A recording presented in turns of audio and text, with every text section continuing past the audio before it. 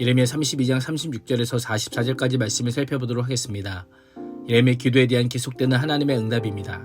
하나님의 심판을 받아 포로로 잡혀간 이스라엘 백성들의 기환과 영원한 회복에 대한 예언입니다. 36절에서 41절은 구원 약속입니다. 바벨론의 침공으로 멸망의 위기에 처한 예루살렘 백성을 향한 하나님의 말씀이 계속됩니다. 28절에서 35절에서는 죄에 대한 심판을 예언했다면 이제는 남유다 백성의 회복을 약속합니다.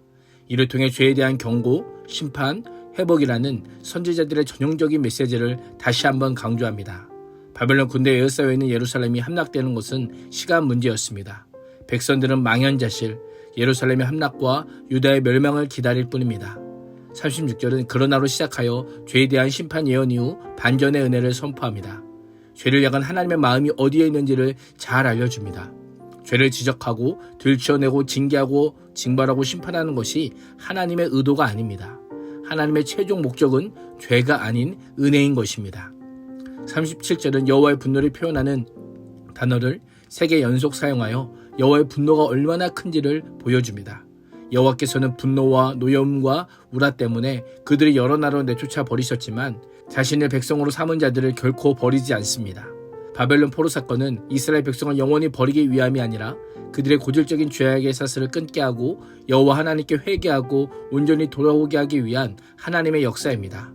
그래서 그들을 먼 이방 땅으로 쫓아내셨지만 그들을 이 모든 나라에서 모아다가 이곳으로 데려와서 안전하게 살 것이라고 약속하십니다.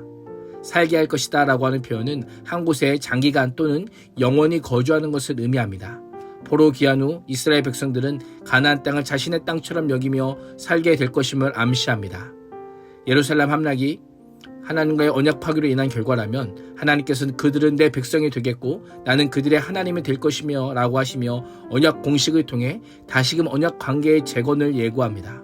하나님의 주권적인 은혜와 자비하심으로 이전과는 전혀 다른 새로운 관계를 맺어갈 것이요 하나님과 선민의 관계가 완전히 회복될 것임을 약속합니다. 이스라엘 회복은 외적인 부분에서만 일어나지 않습니다. 하나님께서는 내가 그들에게 한 마음과 한 길을 주어 자기들과 자기 후손의 복을 위하여 항상 나를 경외하게 하겠다라고 말씀합니다. 한 마음과 한 길은 이스라엘 자손 스스로 만들 수 있는 것이 아닙니다. 이미 오랜 죄악으로 영적으로 부패해 있기에 하나님께서 내가 주겠다라고 합니다.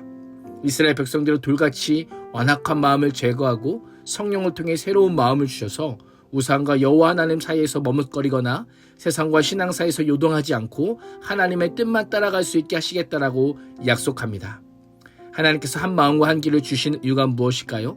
하나님께서 이스라엘과 그 후손들에게 복을 주시기 위함입니다. 구체적으로 어떤 복일까요? 이스라엘 백성 대대로 여호와를 경외하는 복이요 하나님께서 그들을 떠나지 않는 복입니다.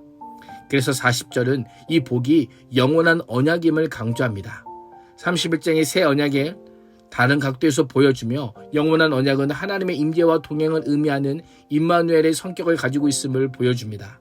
하나님께서는 언약을 세워 자신이 떠나지 않을 뿐 아니라 이스라엘이 떠나지 않도록 그들의 마음속에 나를 경외하는 마음을 넣어주시겠다라고 약속합니다.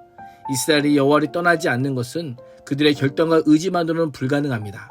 바벨론 포로의 삶이 그것을 너무나도 분명하게 입증합니다. 이스라엘이 여호와를 떠나지 않을 수 있는 단 한 가지 방법은 하나님께서 그들의 마음을 새롭게 만들어 주시는 것밖에 없습니다. 영원한 언약이 깨지지 않도록 성령 하나님께서 날마다 이스라엘의 언약을 지킬 수 있는 존재로 빚어 가시는 겁니다. 이것이 이스라엘과 영원한 언약을 맺으시는 하나님의 능력입니다. 우리는 때로 구원받았다라는 것을 죄사함 받았다는 것으로만 착각할 때가 있습니다. 물론 그렇습니다. 그러나 구원은 죄사함에만 머물러 있지 않습니다.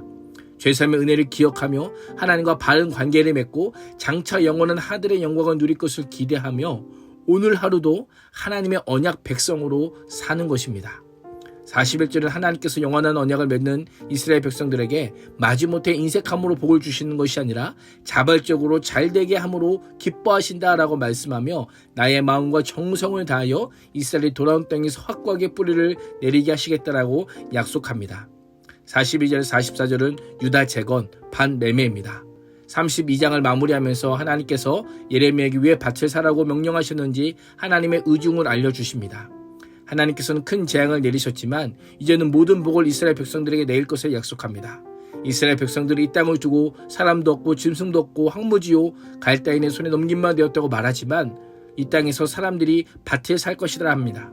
유다 땅뿐 아니라 사람이 살기 어렵던 예루살렘도 다시 사람이 거하게 될 것임을 약속합니다. 44절은 한 걸음 더 나아가 유다의 모든 곳에서 사람들이 거주하게 될 것임을 묘사합니다. 땅 매매가 재개되고 이렇게 회복될 수 있는 비결은 여호와께서 이스라엘의 포로를 돌아오게 함이니라 라고 말씀합니다. 이 말씀이 유다 백성들에게 어떻게 들렸을까요? 지금 바벨론 군대가 예루살렘 성을 완전히 포위하여 멸망이 확실한 상황에 70년 후에나 있을 회복의 예언을 받아들이기는 쉽지 않았을 겁니다. 그래서 하나님께서는 마지막에 여호와의 말씀이니라 라고 하시며 반드시 이루어질 것임을 강조합니다. 예레미야의 기도와 그에 대한 하나님의 응답으로 구성된 32장은 우리로 하여금 기도에 구체적으로 응답하시는 하나님이요 응답을 넘어 넘치는 은혜와 위로와 격려는 물론 약속을 베푸시는 하나님이심을 보여주고 있습니다. 오늘도 언약의 신실한 하나님께서 우리와 영원한 언약을 맺으셨음을 기억하며 언약의 주를 의지하고 그 뜻을 따라 성령님과 함께 걷는 삶을 살 수 있기를 주님의 이름으로 축복합니다. 기도하겠습니다. 하나님, 구원받은 백성으로 만족하지 않게 하여 주시고 죄사함을 받은 자답게 오늘 하루도 하나님의 백성과 자녀답게 살게 하여 주옵소서. 예수님의 이름으로 기도합니다. 아멘.